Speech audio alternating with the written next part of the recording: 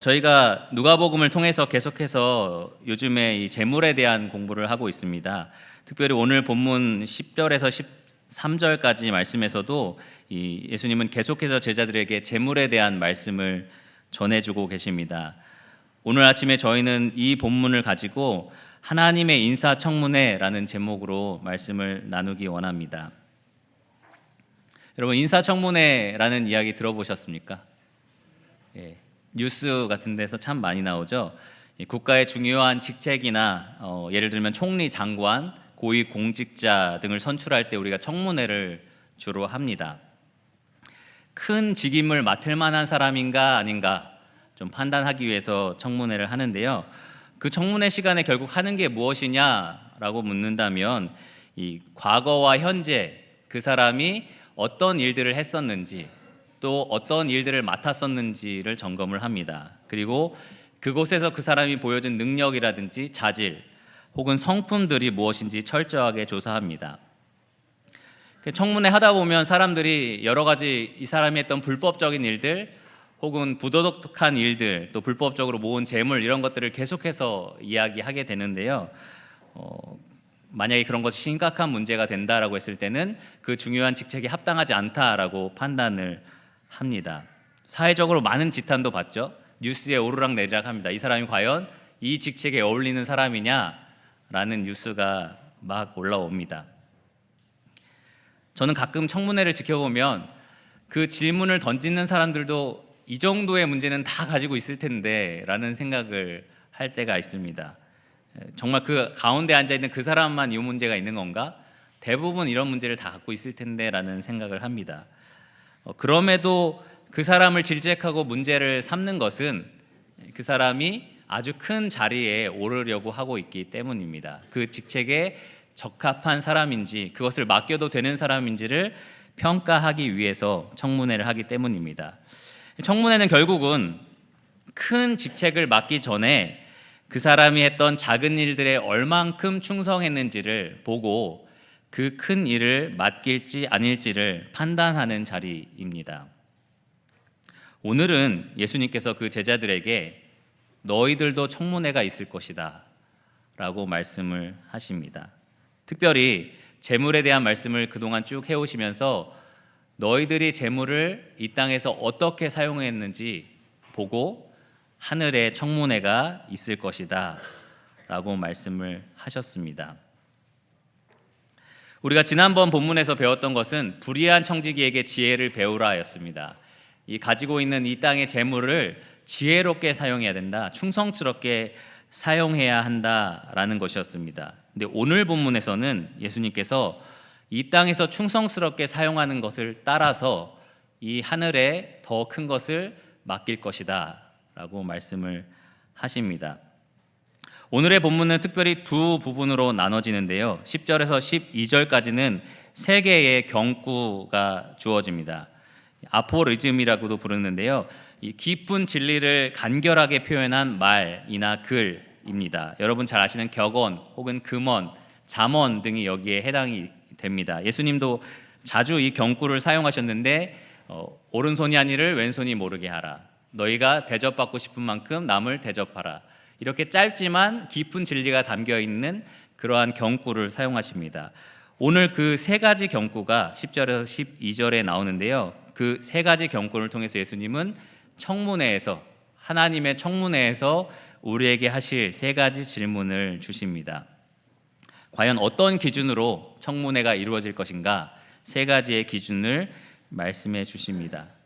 그리고 마지막 13절에서는 그 기준을 통과할 수 있는 비결 에 대해서 말씀을 해주십니다. 먼저 예수님이 과연 어떤 청문회 기준을 말씀해 주셨는지 본문을 읽어보겠습니다. 10절에서 13절까지입니다. 지극히 작은 것에 충성된 자는 큰 것에도 충성되고 지극히 작은 것에 불의한 자는 큰 것에도 불의하니라. 너희가 만일 불의한 재물에도 충성하지 아니하면 누가 참된 것으로 너희에게 맡기겠느냐? 너희가 만일 남의 것에 충성하지 아니하면 누가 너희의 것을 너희에게 주겠느냐? 집 하인이 두 주인을 섬길 수 없나니 혹 이를 미워하고 저를 사랑하거나 혹 이를 중히 여기고 저를 경히 여길 것임이니라. 너희는 하나님과 재물을 겸하여 섬길 수 없느니라. 자, 먼저 첫 번째 기준에 대해서 살펴보겠습니다. 10절에 나오는데요. 예수님께서 인사청문회에서 처음으로 우리에게 물어볼 질문이기도 합니다. 10절에 보면 지극히 작은 것에 충성된 자 큰 것에도 충성되고 지극히 작은 것에 불의한 자는 큰 것에도 불의하다라고 말씀하셨습니다. 여기서 우리가 찾아볼 수 있는 기준 첫 번째는 지극히 작은 것에 충성된 자인가 라는 기준입니다. 하나님의 인사청문회에서 첫 번째로 우리가 듣게 될 제자들에게 물으실 질문은 지극히 작은 것에 충성된 자인가 라는 질문입니다. 10절 말씀에는 지극히 작은 것, 큰 것, 지극히 작은 것, 큰 것 이런 식으로 계속해서 반복적으로 나오고 있는데요. 작은 것에 충성되면 너희가 큰 것에도 충성될 거야. 작은 것에 불의하면 충성되지 않으면 당연히 큰 것에도 그럴 거다라고 하십니다. 그러니 큰 것을 내가 누구에게 맡기겠느냐? 누구라고 생각하십니까? 지극히 작은 것에 충성된 자다라는 겁니다. 작은 것에 대한 충성도가 큰 것을 맡기는 기준이 될 것이다 라고 예수님은 말씀을 하십니다. 마태복음 25장 21절에 보면 달란트 비유에서 동일한 원리를 제시하십니다. 주인이 청지기에게 각각 재물을 맡기고 그 달란트를 어떻게 충성스럽게 사용했는지 보자 하면서 결산을 하는데요. 그 주인이 그 달란트를 충성스럽게 사용한 종에게 이렇게 말합니다. 잘하였도다 착하고 충성된 종아, 네가 적은 일에 충성하였음에 내가 많은 것을 너에게 맡기리니. 동일한 원리입니다. 작은 것에 충성된 자에게 많은 것을 맡기겠다라는 겁니다. 여기서 우리는 충성이라는 말에 주목을 해야 합니다.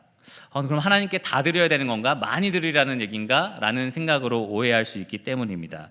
예수님은 여기서 충성이라는 단어를 계속해서 사용하십니다. 잘 보시면 10절에도 충성이 나오고 11절에도 충성이 나오고 12절에도 충성이 나옵니다. 오늘 본문의 핵심이 충성이라는 말인데요. 특별히 지난주와 지지난주와 이번 주 말씀을 쭉 들으시면서 나는 하나님께 많이 드리고 있지 않은 것 같은데 라고 생각하는 분이 계실지도 모릅니다. 특별히 지지난주에는 재물로서 우리가 친구들을 사귀어야 된다, 하나님의 은혜를 맛볼 수 있도록 우리 이웃에게 재물을 사용해야 된다라고 말씀을 드렸고요. 지난주에는 이 이웃 말고도 가족, 국가, 교회의 필요를 돌볼 수 있어야 된다라고 말씀을 드렸습니다. 근데 이 가운데는 학생이 있습니다. 저는 수입이 없어요 라고 생각하는 학생이 있을 거고요. 또 취업을 준비하는 분도 계실 겁니다. 일정한 수입이 많지 않은 분들입니다. 혹시 어르신들 중에서는 퇴직했는데 아직 집에 계시는 분도 계실지도 모릅니다. 그러다 보면 이러한 말씀을 들을 때 주님께 많이 드리지 못하는데 더 많이 드리지 못해서 내가 지금 충성스럽지 못한 건가? 라고 착각하실 수도 있습니다. 사용할 수 있는 재물의 제약이 많기 때문입니다. 그러나 하나님은 얼마나 큰 것을 드리느냐라고 묻지 않으셨고, 아무리 작은 것이라도, 지극히 작은 것이라도 네가 충성됐느냐라고 물어보십니다. 충성이 핵심입니다. 저희 유평교회에서는 이 지극히 작은 것에 충성할 수 있도록 도와주는 것들이 몇 가지 있는데요. 잘 들어보시면 정말 지극히 작은 것이라고 생각이 드실지도 모릅니다. 예를 들어 주일학교 아이들이 교회 올 때 손에 500원씩, 1000원씩 들고 들어오는 거 보신 적 있으십니까? 대부분 아마 부모님들이 손에 쥐어줬을 텐데요. 500원이나 1000원을 들고 교회에 들어옵니다. 부모님이 왜 그런 연습을 시키죠? 그 어린 나이에서라도, 또 수입이 일정하게 들어오는 그 나이가 아닐지라도 하나님께 드리는 것을, 아주 작은 것이라도 하나님께 드리는 것을 연습하게 하기 위해서입니다. 우리가 지금 배웠던 것처럼 지극히 작은 것에 충성스럽게 하기 위해서입니다. 제가 한번 달란트 시장에 참석한 적이 있었는데요. 시작하는 순간에 막 남자애들이 달려가서 막 로봇 살려고, 장난이 아닙니다. 거의 전쟁을 방불케 하는 그러한 광경이 벌어지는데, 그 가운데 중간에 헌금함 같은 게 하나 있더라고요. 그래서 뭔가 했더니 이 달란트를 다 사용하지 않고 그 중에 하나님께 돌려드리고 싶은 사람 거기다 넣어라 라고 하는 걸 봤습니다. 개 중에는 거기에 넣는 친구들이 좀 있더라고요. 그래서 왜 그런 게 필요한가? 열심히 전도하고 인도하고 해서 모은 그 달란트를 이라고 생각할지 모르지만 그 어린 나이에도 하나님께 다시 드리는 것, 작은 것에라도 충성하는 것을 가르치기 위해서 우리가 그렇게 합니다. 혹시 여러분 아실지 모르겠지만 학생회가 3층에서 모이는데요. 그 학생회에서도 아이들이 혹시 자발적으로 주님께 드리고 싶다면 드릴 수 있도록 그렇게 준비하고 있습니다. 그러한 것들이 정말 작아 보이지만 그 작은 것에 충성스럽게 임할 수 있도록 우리를 돕는 좋은 방편들입니다. 그 외에 여기 계신 다른 성도님들도 이러한 방법으로 우리가 충성할 수 있는데요. 첫째로 성도들이 물질을 모아서 구제부를 통해서나 또 교회를 통해서 구제하는 일에 우리가 힘쓸 수 있습니다. 또 여러분 책이나 물건들 가져와서 창고에 쌓아 놓으신 적 있으시죠? 왜 그렇게 하십니까? 그러한 물질들을 통해서 하나님께 드리고 또 충성스럽게 사용하기 위해서 그렇게 합니다. 지금 이 시간에 아래층에서 애찬당번이 열심히 식사를 준비하고 있습니다. 그들이 물질을 조금씩 모아서 우리의 전부를 다 먹이고 그렇게 하는 건데요. 그러한 성도를 섬기는 일에 물질을 제공하는 것 아주 작은 일이지만 충성스럽게 주님을 위해서 사용하는 것입니다. 성도가 성도를 초대하거나 이웃들, 믿지 않는 사람들에게 복음을 전하기 위해서 물질을 사용하는 것, 그 모든 것이 다 지극히 작은 것에 충성하는 실질적인 모습들입니다. 여러분은 지금 재물을 어떻게 사용하고 계십니까? 아주 작은 재물이라도 정말 이렇게 충성스럽게 사용하는 일에 사용하고 계십니까? 이 땅에서 주님이 여러분에게 맡겨주신 재물에 작은 일에라도 충성스럽게 사용하고 계시는지 한번 돌아보시기를 바랍니다. 여러분의 가정을 돌아보는데, 이웃에게 사랑을 전하는데, 국가의 필요를 공급하는데, 또 교회의 그런 필요를 돌보는 데 있어서 아주 작은 일이라도 여러분들의 재물을 충성스럽게 사용하라고 주님은 말씀을 하십니다. 그런 자에게 예수님은 큰 것을 맡길 거다라고 말씀을 하셨습니다. 여기서 크다라는 단어는 신약 성경에서 수가 많거나 양이 많거나 또 질적으로 아주 뛰어난 것을 가리킬 때 많이 사용되었는데요. 흥미롭게도 천국과 관련돼서 많이 사용되었었습니다. 마태복음 5장 12절이나 누가복음 6장 23절에 보면 너희가 복이 있다라고 하시면서 하늘에서 너희의 상이 크다라고 표현을 하셨습니다. 또 방금 전에 봤던 달란트 비유에서 네가 작은 것에 충성했으니까 내가 많은 것을 맡기겠다라고 말씀을 하십니다. 결국은 이 땅에서 우리가 작은 것에 충성된 자에게 하나님이 천국에서 크고 많은 것을 맡기신다라는 겁니다. 그것이 첫 번째 청문의 기준이자 질문이었습니다. 작은 것에도 충성되냐라는 겁니다. 두 번째 기준은 11절에 나오는데요. 바로 이 땅의 재물에 충성하는 자인가라는 기준입니다. 11절을 보면 너희가 만일 불의한 재물에도 충성하지 아니하면 누가 참된 것으로 너희에게 맡기겠느냐라는 말씀이 나오는데요. 질문형입니다. 예수님이 대답을 기대하고 질문하신 게 아니라 마땅하지 않느냐라는 것을 확증하기 위해서, 강조하기 위해서 질문형을 사용하셨습니다. 만약에 불의의 재물에 너네가 충성하지 않는다면 참된 것을 너희에게 누가 맡기겠느냐라고 말씀하시는 겁니다. 참된 것을 맡을 사람이라면 당연히 불의한 재물에도 충성해야 된다라고 말씀하십니다. 사람들이 되게 당황하는데요. 불의한 재물이라는 표현 때문입니다. 불의하다, 의롭지 못하다, 공정하지 못하다, 혹은 검은 돈인가 이런 생각이 들 수도 있습니다. 좀 잘못된 방법으로 모은 돈, 그런 거 아닌가라는 생각이 듭니다. 왜 예수님은 불의한 재물이라고 표현하셨을까요? 이 불의한이라는 단어는 신약 성경에서 하나님과 세상을 분리해서 설명할 때 하나님에게 속해서 영원하고 가치가 변하지 않는 것이 아니라 이 세상에 속해서 일시적이고 제한적인 것을 가리킬 때 사용이 되었습니다. 사람에게 사용될 때는 하나님에게 속해 있지 않은 믿지 않는 자, 불신자를 가리킬 때 사용이 되었습니다. 마태복음 5장 45절에 보면 하나님께서 비를 의로운 자와 불의한 자에게 내리신다. 의로운 자는 하나님에 속한 자고요, 불의한 자는 세상에 속한 자입니다. 사도행전 24장 15절에도 의인과 악인의 부활이 있으리라. 의인은 하나님의 편, 악인은 그 반대편을 가리킵니다. 고린도전서 6장 1절에 보면 교회 안에 소송이 있었는데 사도 바울이 그것을 책망하면서 너희가 구태여 불의한 자들 앞에서 고발하고 성도 앞에서 하지 아니하느냐라고 묻습니다. 성도가 있고요, 불의한 자가 있습니다. 성도는 하나님의 거룩한 백성, 불의한 자는 하나님에게 속해 있지 않은 이 세상의 백성을 가리킵니다. 불의하다라는 것이 하나님에게 속해 있지 않은 이쪽 편이라고 한다면 불의한 재물은 뭘 말할까요? 네, 하나님에게 속하지 않은 이 땅의 제한적이고 일시적인 물질들을 말합니다. 그것이 도덕적으로 악하다, 선하다를 말하는 것이 아니라 어느 편에 속해 있느냐, 영원한 가치가 있고 영원히 지속적이냐가 아니라 오직 이 땅에서 우리에게 주어진 제한적이고 일시적인 물질을 가리킬 때 이 불의한 재물이 사용되었습니다. 다음에 말하고 있는 참된 것과 비교되는 개념입니다. 우리는 재물을 많이 가지고 있든 적게 가지고 있든 공통점이 하나 있는데요. 태어날 땐 아무것도 가지지 않고 태어나셨고요. 이 땅에 있는 동안만 이 재물을 누리고 하늘나라에 갈 때는 한 푼도 가져갈 수가 없습니다. 디모데전서 6장 7절이 그것을 증명합니다. 예수님은 결국 이렇게 말씀을 하시는 겁니다. 너희가 이 땅에 제한적이고 일시적인 이 재물, 가치가 항상 변하는 그 재물에도 충성하지 않는다면 내가 어떻게 너희에게 영원하고 변하지 않고 그 가치가 지속적인 것들을 맡길 수 있겠느냐라고 말씀을 하시는 겁니다.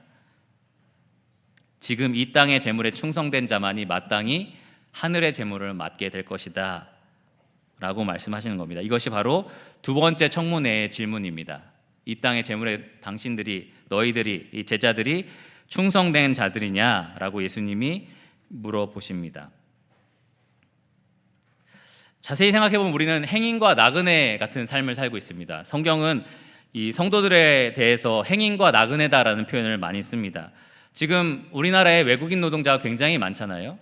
그 외국인 노동자가 몇 년 후에 본국에 돌아가서 풍족한 삶을 살겠다라는 각오를 가지고 가족을 두고 이 땅에 와서 열심히 일을 합니다. 정말 열심히 막 야근도 하고 잔업도 하고 해서 돈을 많이 버는데요. 매일매일 흥청망청 쓴다. 여러분이 볼 때 어떻습니까? 한심하다라는 생각이 들 겁니다. 어리석다. 그가 원래 계획했던 그 본국에서의 삶에 대해서 전혀 고려하지 않는 삶을 살고 있다라고 아마 평가하실 것입니다. 우리가 바로 그와 같은 삶을 살고 있습니다. 나그네와 행인같이 이 땅에 살고 있습니다. 우리는 장차 갈 본향을 바라보며 살고 있는 사람들입니다. 지금 우리에게 주어진 재물은 그 본향을 위해서 우리가 사용하고 있는 그러한 사람들입니다. 그런 우리가 영원히 여기 살 것처럼 재물을 사용한다? 똑같이 어리석고 한심한 일일 것입니다. 그래서 3세기의 교부였던 시리아 에프렘이라는 사람이 이렇게 말을 하였습니다. 없어질 것들로 없어지지 않을 것을 사십시오. 없어질 것들로 없어지지 않을 것을 사십시오. 짐 엘리엇이라는 사람도 비슷한 말을 했습니다. 영원한 것을 위해서 영원하지 않은 것을 포기하는 사람은 결코 어리석지 않다. 우리가 바로 그러한 것들을 바라보며 사는 사람들입니다. 히브리서 기자도 이렇게 말을 하는데요. 믿음의 선진들을 대해서 이렇게 말을 합니다. 이 사람들은 다 믿음을 따라 죽었으며 약속을 받지 못하였으되 그것들을 멀리서 보고 환영하며 또 땅에서는 외국인과 나그네임을 증언하였으니 그들이 이같이 말하는 것은 자기들이 본향 찾는 자임을 나타냄이니라. 우리가 믿음의 선배들처럼 정말 본향을 찾는 자인 것을 드러내고 있느냐, 특별히 우리가 이 땅에서 재물을 사용하는 데 있어서 정말 내가 가야 할 곳은 저곳입니다 라는 것을 보여주며 살고 있느냐라는 겁니다. 우리 믿음의 선배들은 이 땅에서 나그네고 행인이라는 것을 증명하면서 살았다라고 말을 합니다. 우리도 마땅히 그렇게 살아야 하고요, 그런 자들에게 하나님께서 참된 것을 맡기실 것이다 라고 약속하셨습니다. 아까 말씀드린 것처럼 참된 것은 하나님에게 속해 있는 것, 그 가치가 진실하고 영원한 것을 말합니다. 이 참이라는 표현이 누구한테 쓰였냐면 예수님에게 쓰였습니다. 나는 참 빛이다. 나는 참 떡이다. 예수님은 잠깐만 참떡이고 참 빛이 아니라 영원한 떡이고 영원한 빛이 되십니다. 또 유일하신 참 하나님에게 이 참이 쓰였습니다. 하나님은 영원히 유일하신 참된 분이십니다. 베드로는 그래서 우리가 맡게 될 것들에 대해서 이렇게 표현하는데요. 썩지 않고 더럽지 않고 쇠하지 아니하는 유업, 하늘에 간직된 것이라고 표현을 합니다. 그래서 우리는 결국 이 땅에서 썩어질 것, 쇠하여질 것, 사라질 것들을 가지고 관리하게 돼 있는데 그것을 얼마나 충성스럽게 사용했느냐에 따라서 영원히 가치가 있고 영원한 만족을 주고 영원히 변하거나 사라지지 않는 이 하나님의 것을 우리에게 맡기실 것이라는 겁니다. 그것이 두 번째 예수님이 말씀하신 청문의 질문입니다. 너희들은 이 땅에 썩어질 재물에 얼만큼 충성하고 있느냐라는 것입니다. 이 랜디 알콘의 돈 소유 영혼에 보면 두 농부 이야기가 나오는데요. 한 사람은 독실한 크리스찬 농부였고요. 한 사람은 아주 지독한 무신론자 농부였습니다. 그 사람의 도덕적인 됨됨이를 얘기하는 것이 아니라 그 믿음의 그 강력한 정도를 이야기하는데요. 이 무신론자 농부는 크리스찬 농부에게 내기를 합니다. 우리가 봄에 같이 씨를 뿌리고 해서 10월쯤에 누가 더 많은 곡식을 거두는지 보자. 너는 그동안 계속해서 하나님을 찬양하고 나는 그동안 계속 하나님을 저주할 거다. 그러니까 누가 더 많이 이 소출을 얻나 보자라고 내기를 합니다. 10월이 되니까 결국 어떤 일이 일어났을까요? 크리스찬이 엄청 많이 얻어서 이 무신론자가 무릎을 꿇고 정말 하나님 계시구나라는 게 저희가 생각하는 그 해피엔딩인데요. 사실 무신론자가 더 많이 거두게 됩니다. 그래서 무신론자가 이렇게 묻습니다. 이 어리석은 사람아, 하나님에 대해서 이제 더 이상 네가 뭐라고 말할 수 있겠느냐? 그때 이 크리스찬은 뭐라고 말했을까요? 그는 이렇게 말을 합니다. 우리 하나님은 이 10월에 모든 계산을 하지 않으시네. 우리의 계산은 저 영원한 하늘나라에서 기다리고 있습니다. 그러나 우리는 그것을 바라보며 이 땅에서 우리가 가진 것에 충성을 다해야 합니다. 그것이 예수님이 지금 말씀하고 계시는 내용입니다. 세 번째 기준은 이제 12절에 나옵니다. 맡겨진 것에 충성된 자인가? 라는 기준입니다. 맡겨진 것에 충성된 자인가? 예수님은 너희가 만일 남의 것에 충성하지 아니하면 누가 너희의 것을 너희에게 주겠느냐? 라고 물으십니다. 남의 것에 충성하지 않으면 이라는 표현을 쓰셨는데요. 사실 그 전에 청지기 비유를 보시면 주인의 재물을 자기 것이 아니죠. 주인의 재물을 대신 맡아서 관리하는 사람으로 나옵니다. 다시 한번 예수님은 여기서 남의 것이라고 표현을 하면서 우리 모두가 가지고 있는 재물들이 사실은 우리의 것이 아니라 하나님의 것인데 우리에게 맡겨졌다라는 사실을 다시 한번 강조하고 계십니다.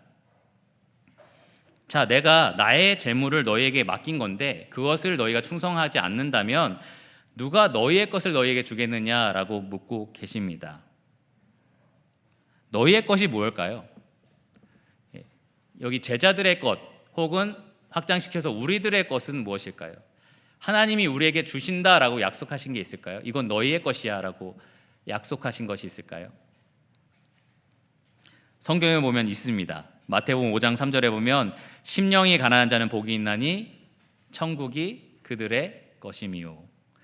마태복음 5장 10절에 보면 의를 위하여 박해를 받는 자는 복이 있나니 천국이 그들의 것이다. 마태복음 19장 14절에 어린아이들이 내게 오는 것을 막지 말라라고 하시면서 천국이 이런 사람의 것이다 라고 말씀을 하십니다. 누가복음 12장 32절에도 적은 무리여, 제자들을 향해서 적은 무리여 무서워 말라. 너희 아버지께서 그 나라를 너희에게 주시기를 기뻐하시느니라. 우리에게 약속된 것은 결국 하나님의 나라, 천국입니다. 예수님은 결국 이 세 번째 질문에서 이렇게 묻고 계시는 겁니다. 내가 너희에게 잠시 맡겨준 나의 재물에 너희가 충성하지 않는다면 내가 어떻게 너희에게 주기로 한 그 영원한 하늘나라를 너희에게 맡길 수 있겠느냐? 그렇게 묻고 계십니다. 우린 스스로 한번 물어볼 필요가 있습니다. 정말 내가 주님께서 나에게 맡겨주신 것에 충성된 자인가? 하나님이 지금 내게 맡겨주신 이 재물에 내가 충성스럽게 사용하고 있는가? 그 시간과 능력과 내가 가진 모든 자원이 하나님의 것이라면 내가 그것을 지금 충성스럽게 사용하고 있는가? 스스로 물어볼 필요가 있습니다. 그런 자에게 하나님이 하나님 나라를 주신다라고 약속하셨기 때문입니다. 지금 우리의 재물이 맡겨진 것이라고 말을 하고 있는데요. 사도 바울은 고린도전서 4장 2절에 맡은 자들에게 구할 것이 있다라고 말합니다. 여러분 다 아시는 맡은 자에게 구할 것은 충성입니다. 우리가 이 사회에서 혹은 공공기관에서 그들의 자금을 운영하는 사람이 그것을 함부로 사용할 때 많은 이 지탄을 합니다. 많은 책망을 받습니다. 만약에 그들이 관리하는 자금이 자기 개인의 소유였다면 그만한 욕을 듣지 않을 겁니다. 왜 그 사람들이 욕을 많이 먹느냐? 남의 돈을 가지고 그렇게 하기 때문입니다. 우리에게 주어진 모든 것이 하나님의 것이고 그것을 우리가 관리하고 있다면 우리는 얼마나 더 큰 책임감을 가지고 충성해야 하겠습니까? 그렇게 충성된 자에게 하나님이 하나님의 나라의 것을 주신다라고 지금 말씀하고 계십니다. 지금 말씀을 잘 들어보시면 적당한 충성이라는 걸 예수님이 전혀 말씀하고 있지 않다는 것을 아실 겁니다. 여러분 이렇게 절대 말할 수 없다는 겁니다. 하늘나라에서 큰 거 안 주셔도 돼요. 이 땅에서 그냥 적당히 저는 주님 섬기다가 하늘나라에 발만 들여놓으면 저는 됩니다. 꼭 굳이 큰 거 안 맡겨주셔도 됩니다 라고 절대 말할 수 없다는 겁니다. 왜냐하면 예수님께서는 절대 그 중간 지점에 대해서 지금 말씀하고 있지 않기 때문입니다. 달란트 비유에서는 충성된 종 아니면 게으른 종, 악한 종 아니면 선한 종, 이렇게 두 부류밖에는 존재하지 않습니다. 5달란트를 받았는데 2달란트는 주님을 위해서 열심히 쓰다가 3달란트는 자기를 위해 쓰고, 그래서 대충 너는 게으르기도 하지만 충성된 종이다, 이러한 사람이 나오지가 않습니다. 오늘 본문에서도 지극히 작은 것에 충성된 자 혹은 맡겨진 재물에 충성된 자, 이 땅에 주어진 일시적인 재물에 충성된 자라는 것만 존재하지 적당히 충성된 자라는 것은 존재하지 않습니다. 하나님은 이 예수님을 통해서 이렇게 청문의 질문을 제시하시는 겁니다. 너희들 하늘나라의 영원한 것을 맡고 싶으냐? 큰 것을 맡고 싶으냐? 혹은 너희에게 주기로 약속된 이 하나님의 기업을 맡고 싶으냐? 기준이 있다. 충성된 자이다. 지금 이 땅에 있는 것에 충성된 자이다 라고 분명하게 말씀하고 계십니다. 적당함을 논할 여지가 전혀 존재하지 않는 그러한 청문의 질문들입니다. 그만큼 명백한 기준을 예수님이 제시하고 계십니다.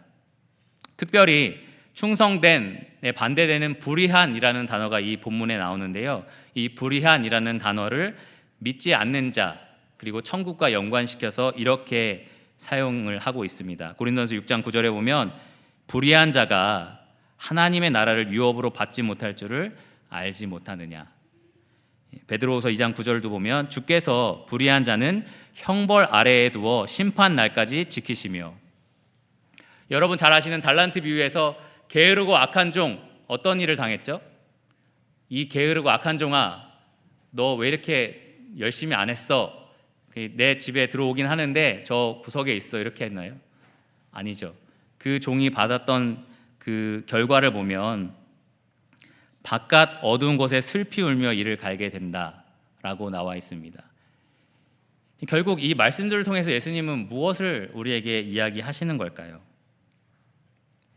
결국 하나님 나라의 백성은 이렇게 사는 것이 마땅하다라는 것을 이야기하시는 겁니다.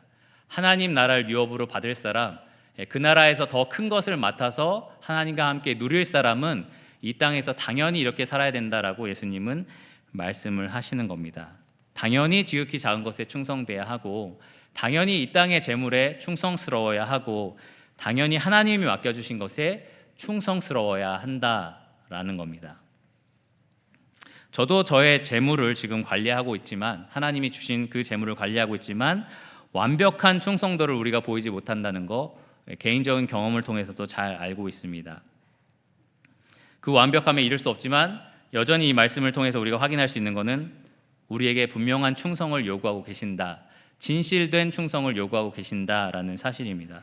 어떻게 우리가 그렇게 할 수 있을까요? 그것이 바로 13절의 말씀입니다. 13절에서 예수님은 이렇게 말씀하시는데 집 하인이 두 주인을 섬길 수 없나니 혹 이를 미워하고 저를 사랑하거나 혹 이를 중히 여기고 저를 경히 여길 것임이니라.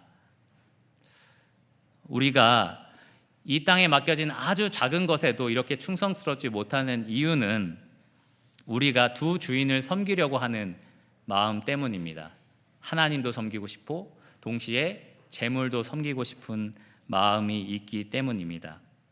이 돈이라는 것은 사실 필요한 것이지만 일만 악의 뿌리가 된다라고 성경은 말하는데요. 정말 우리 마음속에서 갖가지 죄악들을 만들어낼 수 있는 아주 강력한 도구이기도 합니다. 오늘 오후에 우리가 사탄에 대해서 배우겠지만 사탄이 자주 사용하는 도구가 바로 이 재물입니다. 우리 안에 탐심을 만들어내고 갖가지 죄를 이 돈을 통해서 만들어냅니다. 이 돈에 대한 탐심이 점점 늘어날수록 우리는 마음의 하나님 자리에 돈을 두게 됩니다. 물질이 우리의 마음을 지배하게 돼서요, 이 하나님도 물질을 위해서 우리가 사용하는 수단이 됩니다. 하나님 돈을 더 많이 주세요. 하나님 열심히 믿었으니까 물질적으로 축복해 주세요. 하나님을 우리가 수단으로 삼아 버리는 것입니다. 내가 물질을 통제하고 관리해야 되는데 오히려 물질이 나를 통제하고 관리하게 됩니다. 우리가 물질을 섬기는 하인이 된다라는 말입니다. 우리의 삶을 물질을 얻는 데 온통 소비하고 그리고 물질을 통해서 물건을 사고 누리는데 우리의 욕심을 채웁니다. 그것이 바로 물질을 섬기는 삶입니다. 예수님은 지금 집 하인이라는 얘기를 하십니다. 집 하인은 뭐냐면요, 한 집에 소속되어 있는 종 혹은 노예를 말합니다. 이 집에 소속되어 있기 때문에 이 집만 위해서 따로 섬김을 제공하는 그러한 노예입니다. 오늘날로 치면은 한 직장에 여러분들이 소속이 되잖아요. 한 학교의 교사 혹은 한 직장의 직원으로 일을 하고 계실 텐데, 그렇다면 여러분의 회사가 허용하지 않는다면 다른 직장의 일을 갖고 와서 할 수 있을까요? 그럴 수 없습니다. 오직 여러분이 소속되어 있는 그 회사에 헌신을 해야 합니다. 다른 예시로 한 아내에게 소속되어 있는 남편이 이 아내에게 헌신하는 것처럼 다른 여인에게 헌신한다? 가능합니까? 똑같이 헌신하면 되지. 가능하지 않습니다. 한 여인에게 속해 있는 남편은 그 아내에게 온전히 헌신해야만 합니다. 바로 예수님이 집 하인의 이야기를 하시는 것이 그 때문입니다. 너희가 하나님과 재물을 동시에 섬길 수는 없다. 너희들은 하나에 헌신하고 충성되는 사람들이다 라고 말씀을 하시는 겁니다. 모든 우선순위에 있어서 딱 한 분만 계셔야 합니다. 내가 충성해야 되는 대상이 단 한 분이셔야만 합니다. 그분이 바로 하나님이십니다. 우리가 이 세 가지 청문의 질문을 통과할 수 있게 하는 비결이 바로 오직 하나님께 충성하라라는 비결입니다. 재물도 그 자리를 넘어오면 안 됩니다. 오직 하나님께만 우리가 충성스럽게 해야 합니다. 우리가 하나님께 온전히 충성할 때, 그분에게만 헌신될 때, 그래야 물질은 자기 위치를 찾아갑니다. 그래서 우리 여러분 스스로 한번 이 질문을 던져보시면 좋겠습니다. 우리의 마음의 중심에 과연 무엇이 있는가? 재물이 있는가? 아니면 하나님이 계신가? 여러분 지금 재물을 사용하고 계시는데요, 그 재물을 사용할 때 이것이 바로 내가 하나님을 사랑하는 모습입니다 라고 우리가 말을 할 수 있는가? 내가 헌신하고 있는 대상이 하나님이다 라는 사실이 내가 이 땅에 있는 재물을 사용할 때 어떻게 드러나고 있는지 한번 생각해 보시기를 바랍니다. 하나님께서, 여러분의 주인인 하나님께서 오셔서 여러분을 볼 때에 그 사용하는 재물들을 보면서 잘하였다, 정말 잘하고 있다, 너네 충성된 종이다 라고 말씀하실지 한번 잘 생각해 보십시오. 가계부나 혹시 사용하고 있는 재정적인 툴들을 한번 꺼내놓고 정말 내가 이 땅에 주어진 재물을 지극히 작은 것에서 하나님을 위해서 충성스럽게 쓰고 있는지 한번 점검해 보시기를 바랍니다.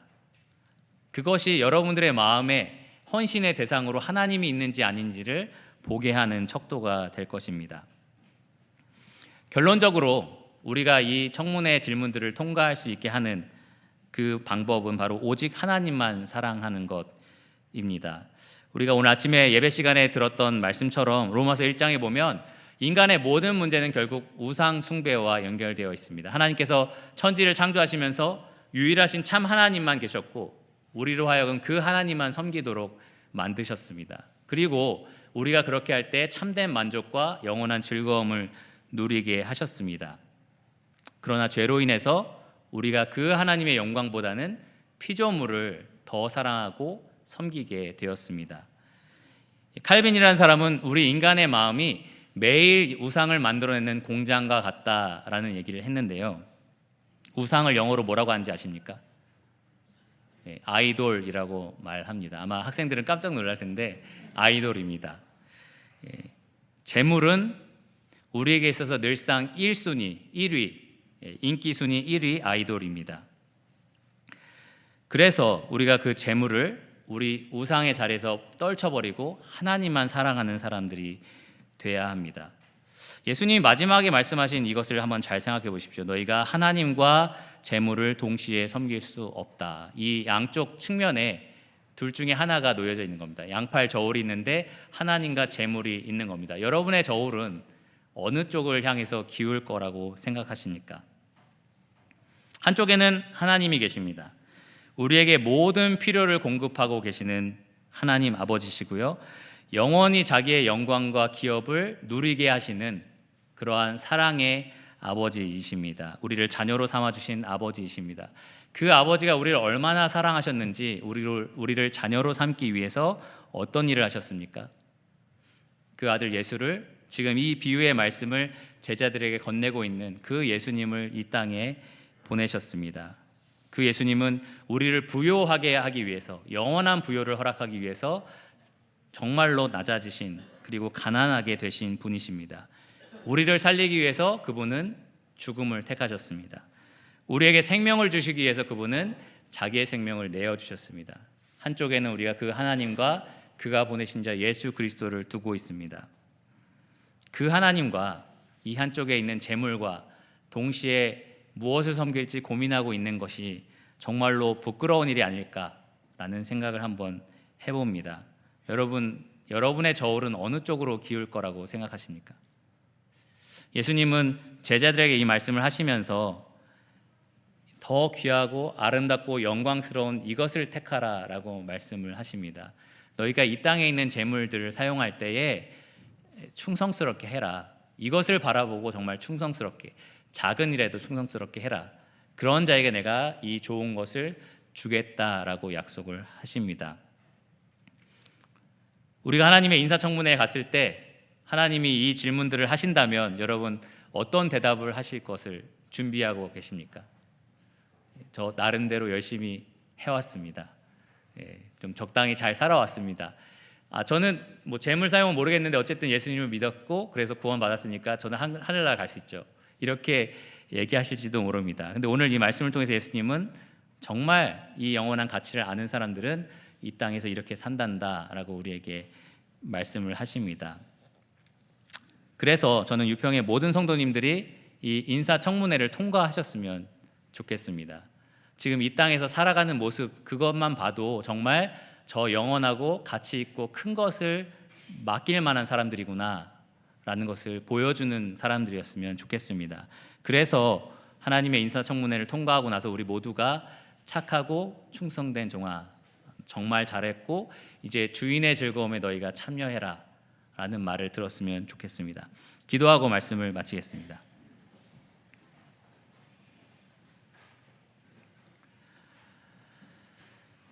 주님 감사합니다. 주님께서 이 땅에서 주신 모든 것이 다 하나님의 선물입니다. 건강도 하나님의 선물이요, 저희의 지각도 하나님의 선물이며 또 재물을 얻을 능력도 하나님의 선물이고 재물을 주신 것도 하나님의 선물입니다.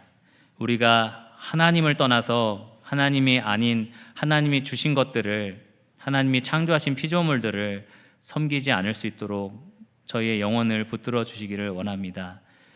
주님, 저희가 영원한 것들을 바라보고 사는 백성들입니다. 그 백성들이 정말 이 땅의 것에 매여서 이 세상에 사는 사람들이 우리와 사는 방식이 동일한 사람들이고 이 땅에 영원한 처소를 가지고 있는 사람들이며 정말 이 땅에 있는 재물이 전부라고 생각하는 사람들이구나라고 평가하지 않을 수 있도록 도와주시기를 원합니다. 우리 안에 주님께서 허락하신 것들이 참으로 많으며 주님이 약속하신 하늘의 보화가 정말로 가치 있고 영광스러운 것이라는 것을 우리 모두가 영적인 눈을 뜨고 바라볼 수 있게 하여 주시기를 원합니다. 그리하여서 우리에게 맡겨주신 지극히 작은 재물이라도 주님을 위해서 충성스럽게 사용할 수 있도록 도와주시기를 원합니다. 마침내 주님 나라 앞에 섰을 때에 우리 모두가 하나님께 충성되고 착한 종으로 드러날 수 있도록 도와주시며 그리하여 주님의 더 크고 영광스러운 것들을 맡은 자로서 영원토록 주님을 기쁨으로 섬기게 하여 주시기를 원합니다. 이 모든 것을 예수 그리스도 이름으로 감사하며 기도드렸습니다. 아멘.